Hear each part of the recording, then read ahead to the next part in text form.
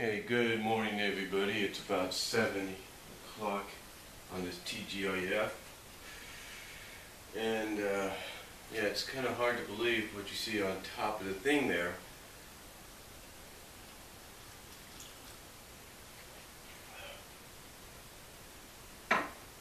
But I'm here to talk about last night's Open Fight Night edition of Impact. First of all,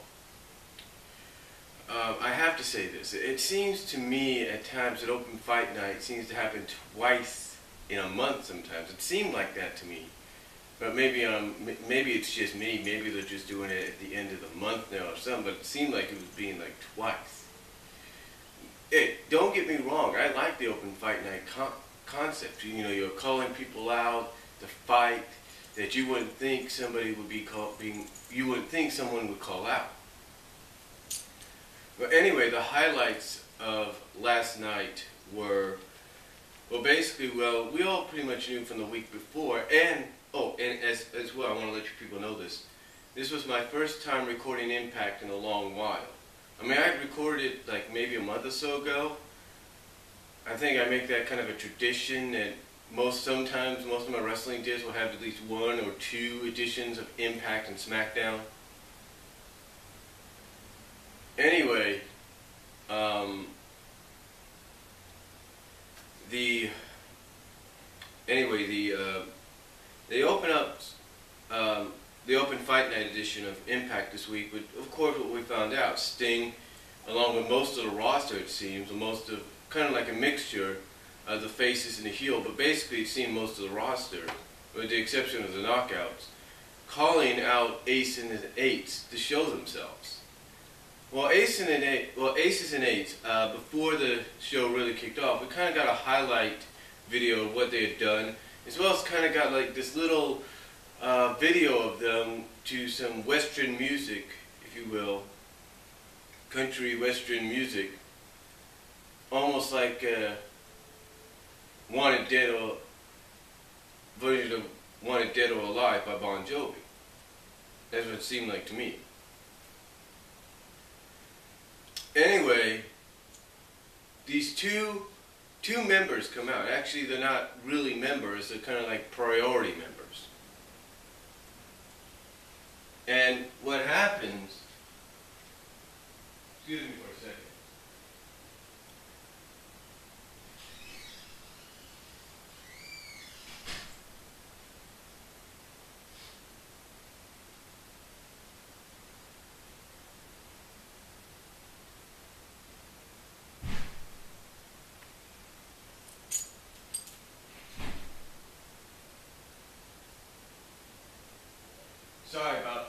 Sorry about that. I had to let the cat out of the garage.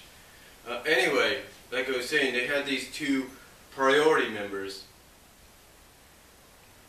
come down to the ring. And basically, I guess what they did is kind of like what you would do with any kind of club that you want to be a part of.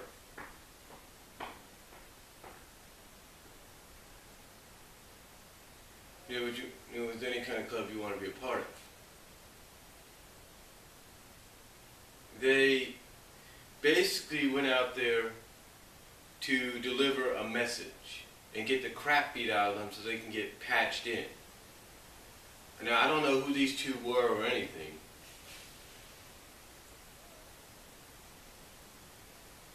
But basically the one that they finally got one of the masks off of said, hey, you got to thank them for allowing them to get patched in.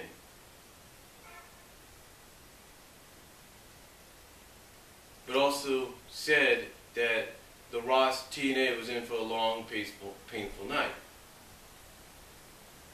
Anyway, throughout the night, you had these backstage segments.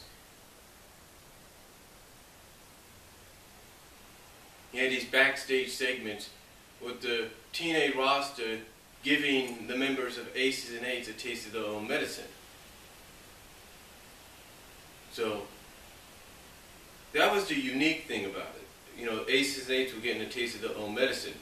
And Sting, after that priority now patched in member said what he said, man, literally let him have it. It looked like he literally just boom, just knocked the fucking air out of him. Excuse my language. But anyway, throughout the night they had these backstage things with Sting, Hogan, Angle, Gunner, Robbie T, you name them. You know, everybody basically giving, everybody that was sick and tired of this Aces and Aces crap, giving the Aces and Aces members a taste of their own medicine. Now, here was the thing. Some people had commented about this on YouTube and on Facebook and all that the members of Aces and Aces they were taking out were could be decoys, if not other priority members, or just extras, if you will, and that the real ones are the ones that have always been like the ones that, you know, leave their mark, leave their mark, make the hand out the dead man's hand, if you will. So anyway, we got that throughout the night. Also, we got a few matches as well.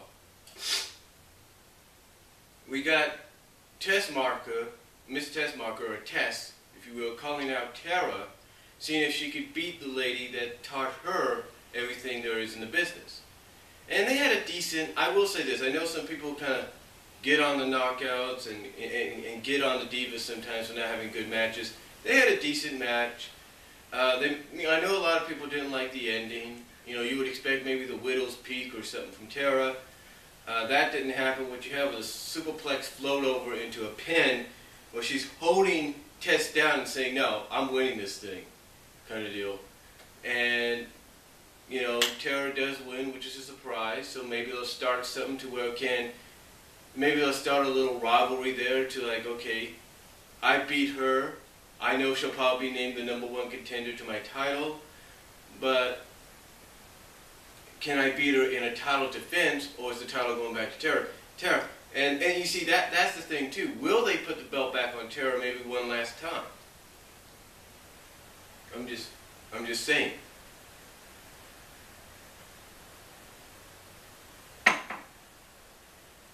Will they put the belt back on Tara one last time?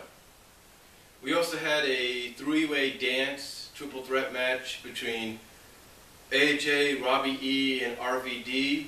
Originally it was going to be a four-way thing, but because D'Angelo is out with an injury, it was three-way. It was okay. It was okay, you know. I like how AJ and RVD kind of double teamed and got rid of Robbie E. Like, yeah, we don't need to take this guy seriously. It's like, why do we even have to bother with him? He's not even going to win the thing. You know, he's not even in the running. You know, so, but what happens is, surprisingly, they give the win to Robbie E. Basically what happens is RVD hits the frog splash on AJ, and you would think, here comes Robbie E, and you think Robbie E's going to cover AJ, but instead he goes over, rolls on top, kind of holds RVD down as RVD's trying to recover from, you know, the frog splash he delivered, and gets the win over Rob Van Dam. So basically they give him 7 points after his 5, which basically give him a 12-point thing, but he's still in 11th place. He's still in the 11th position in the standings. So I guess in a way, to me, I guess in a way it's to show that they still have that they're still behind this character and they still want to push him in some way. Maybe try to get him to that next level, and that's why they're giving him these wins against these major stars to make him seem more serious, if you will. Then we have Jeff Hardy calling out Robbie T because of Robbie T costing him a BFG series to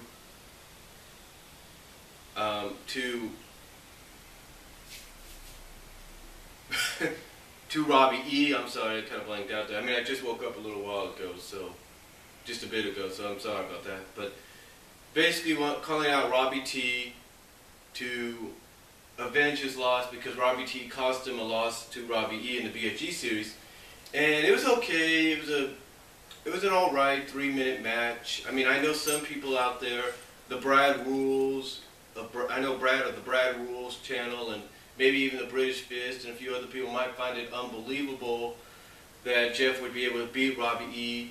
I mean, Brad of Brad Rules says, hey, they're just doing what they did with, they're just copying off the Sin Cara Tensai deal from WWE. And you know, that might be right, but again, it was up to me, modest opinion. Modest opinion, I thought it was an okay match. Okay, 3-minute match. Jeff gets the win, and that's all you have to say about that. And again, like I said, throughout the night we had aces and eights, I guess the priority members or the extras, if you will, getting the hell beat out of them by the TNA stars. You even had Hogan come back, Hulk Hogan come back, going old school, being Hollywood Hogan, if you will. But basically nailing 2 aces and eights members in the faces with a bat straight across the face. So that was cool to see as well. That was cool to see as well. And he's kind of snarling like, hey, and he's telling them, hey, you look at my, and he basically looks at, picks one that's unconscious and says, if you look at my daughter Brooke again, I'll rip your heart out and feed it to my dog. You know, I'm thinking, oh shit, you know, somebody's pissed off. Anyway, that was a cool segment there. And then we get to the paternity test. We get to the paternity test, if you will. And basically, there was a few options this could go in. One, AJ would be revealed not to be the father, you know, or he would be, which would continue the story.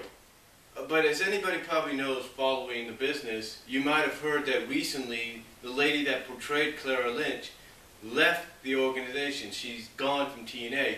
So that basically opened up the question, how are they going to finish this storyline out? Well, what happens is AJ comes out and says, hey, if I am the father, I'll take responsibility for the kid and be a man and be the dad the kid needs me to be. But then he says, if I'm not, I don't want to hear anything. I don't want to hear anything out of Daniels and Kazarian's mouth towards me ever again. Well, before we can find out the results, out comes Kazarian and Daniels, and they're basically mouthing off at AJ, saying he's a selfish prick, he's a bastard, he's this, he's that. And just as they're saying this, out comes this older lady in a suit. She comes in the ring, holds out opens up a notepad or an iPad, a notebook for an iPad notebook, tells Daniels to keep his hands off her, and then reads off the statement that says, basically this whole situation from the beginning of the year, January 2012, was nothing more than a setup perpetrated by Kazarian and Daniels with the help of Clara Lynch to frame AJ Styles to cause irreparable harm to his personal and professional life, and to blackmail him with something that was by basically saying that he's the father of something that isn't true, because we find out that the Clara Lynch character was never ever pregnant.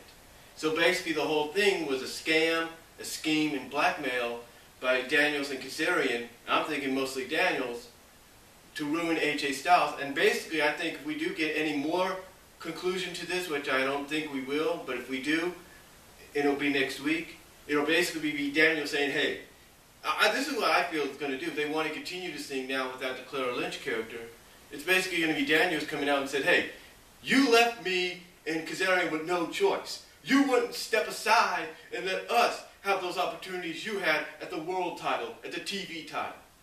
That's what I think it is. Basically, it's going to go back to the jealousy factor. But after that, AJ hits a Izaguri Pele, I guess you could say, knocking Daniels out, and Kazarian rolls out before he gets his hands on him. Then we had the gut chat. Carl Luke or Claire Luke or whatever his name was, taking on Gunner. The guy doesn't win. Gunner does, as usual.